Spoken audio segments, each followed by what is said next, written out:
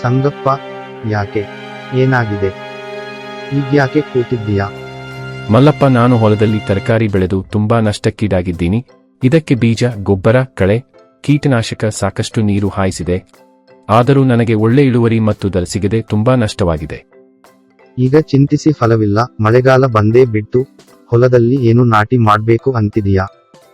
ಆವಾಗ್ಲೇ ಹೇಳಿದ ಹಾಗೆ ತರಕಾರಿ ಕೈ ಹಿಡಿಲಿಲ್ಲ. ಬಂದಿರೋ ಅಲ್ಪ ಸ್ವಲ್ಪ ಬೆಳೆಗೆ ಒಳ್ಳೆ ಬೆಲೆ ಸಿಗಲಿಲ್ಲ. ಏನ ಮಾಡ್ಲಿ ಈಗ? ನನಗೆ ಒಂದು ತಿಳಿವಲ್ದು.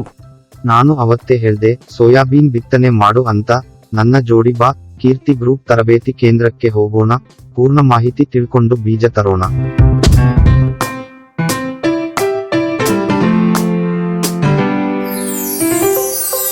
ನಮಸ್ಕಾರಗಳು, ಬನ್ನಿ ನಾನು ನಿಮಗೆ ಏನು ಸಹಾಯ ಮಾಡಲಿ? ಸೋಯಾಬೀನ್ ಬೆಳೆಯ ಬಗ್ಗೆ ನನ್ನ ಮಿತ್ರನಿಗೆ ಮಾಹಿತಿ ಕೊಡಿ ಸರ್. ಖಂಡಿತವಾಗಿಯೂ. ಕೀರ್ತಿ ಕಂಪನಿ ಮಹಾರಾಷ್ಟ್ರದ ಲಾತೂರನಲ್ಲಿ ಕೇಂದ್ರ ಕಚೇರಿ ಇದ್ದು, ಕರ್ನಾಟಕದ ವಿಜಯಪುರದಲ್ಲಿ ಇದರ ಕಚೇರಿ ಇದೆ. ಮಧ್ಯಪ್ರದೇಶ, ಮಹಾರಾಷ್ಟ್ರ ಮತ್ತೆ ನಮ್ಮ ಕರ್ನಾಟಕದಲ್ಲಿ ಬೀದರ್, ಕಲಬುರ್ಗಿ, ಬಿಜಾಪುರ, ಗದಗ, ನರಗುಂದ, ಕಾರಜೋಳ, ಬೈಲಹೊಂಗಲಗಳಲ್ಲಿ ರೈತರು ಬೆಳೆ ಬೆಳೆದು ಹೆಚ್ಚಿನ ಇಳುವರಿ ಪಡೆಯುತ್ತಿದ್ದಾರೆ. ಇದು ಕೇವಲ 3 ತಿಂಗಳ ಬೆಳೆಯಾಗಿದೆ. ಇದರಲ್ಲಿ ಮಿಶ್ರ ಬೆಳೆಗಳನ್ನು ಬೆಳೆಯಬಹುದು. ಸಾಕಷ್ಟು ಮಳೆ ಬಂದ 2 ದಿನಗಳ ನಂತರ ಭೂಮಿಯಲ್ಲಿ ತೇವಾಂಶ ಇದ್ದ ಸಮಯದಲ್ಲಿ ಬೀಜ ಬಿತ್ತನೆ ಮಾಡಬೇಕು. ಕೆಸರು ರಾಡಿ ಇರಬಾರದು. 1 ಎಕರೆಗೆ ಕೈಯಿಂದ ಬೀಜವನ್ನು ಬಿತ್ತಲು 10 ರಿಂದ 16 ಕೆಜಿ ಸಾಕಾಗುತ್ತದೆ. ಯಂತ್ರೋಪಕರಣದಿಂದ ಬಿತ್ತನೆ ಮಾಡಲು 22 ರಿಂದ 25 ಕೆಜಿ ಬೇಕಾಗುತ್ತದೆ. ಹೌದಾ? ಬೀಜವನ್ನು 2 ಇಂಚು ಆಳದಲ್ಲಿ ಬಿತ್ತಬೇಕು. ಇನ್ನು ರಸಗೊಬ್ಬರ ಡಿಎಪಿ 10, 26, 26, 12, 32, 16, 14, 35, 14 ಈ 3ರಲ್ಲಿ ಒಂದನ್ನು ಬಳಕೆ ಮಾಡಬಹುದು. ಹಾಗೂ 10 ಕೆಜಿ ಸಲ್ಫರ್ ಮಿಶ್ರಣ ಮಾಡಿ ಬಿತ್ತಬೇಕು. 48 ಗಂಟೆಗಳಲ್ಲಿ ಕಳೆನಾಶಕ ಔಷಧ ಸಿಂಪಡಣೆ ಮಾಡಬಹುದು ಅಥವಾ 21 ದಿನದ ನಂತರ ಸ್ಪ್ರೇ ಮಾಡಬಹುದು.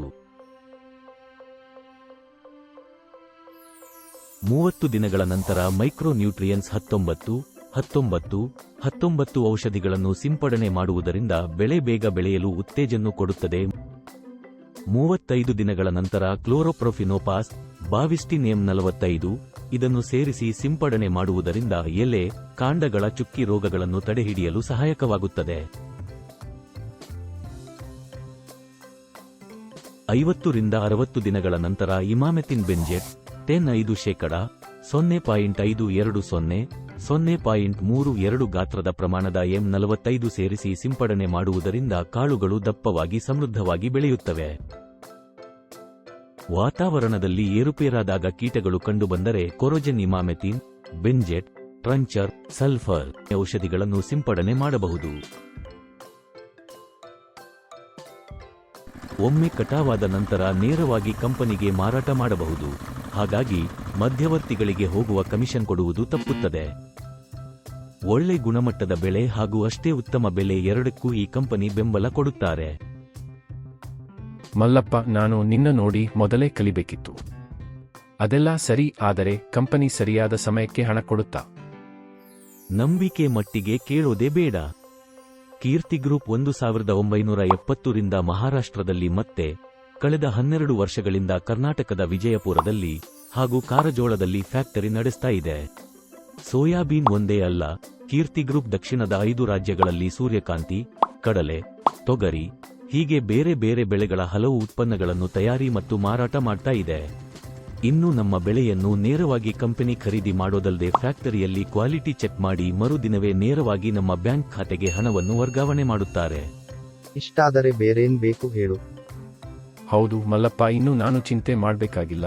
ಈ ವರ್ಷದಿಂದ ನಾನು ನಿನ್ ಜೊತೆ ಕೀರ್ತಿ ಸೋಯಾಬೀನ್ ಬೀಜವನ್ನೇ ಬಿತ್ತನೆ ಮಾಡುತ್ತೇನೆ. ಕೃಷಿ ಮಾಡೋದು ಇನ್ಮುಂದೆ ಸುಲಭ ಅನ್ಸುತ್ತೆ. ಕೀರ್ತಿ ಕಂಪನಿ ಬೀಜ ಬಿತ್ತನೆಯಿಂದ ಹಿಡಿದು ಬೆಳೆ ಮಾರಾಟ ಮಾಡುವವರೆಗೂ ಎಲ್ಲಾ ಹಂತಗಳಲ್ಲಿಯೂ ಮಾರ್ಗದರ್ಶನ ನೀಡಿ ಯಂತ್ರೋಪಕರಣಗಳನ್ನು ಬಳಸುವಲ್ಲಿ ಸಹಾಯ ನೀಡುತ್ತದೆ. ಕೀರ್ತಿ ಕಂಪನಿ ನಿಮ್ಮ ಬೆಳೆಗಳನ್ನು ಸಂಗ್ರಹಿಸಿಡಲು ಉಚಿತ ಉಗ್ರಾಣದ ಸೌಲಭ್ಯ ನೀಡುತ್ತದೆ.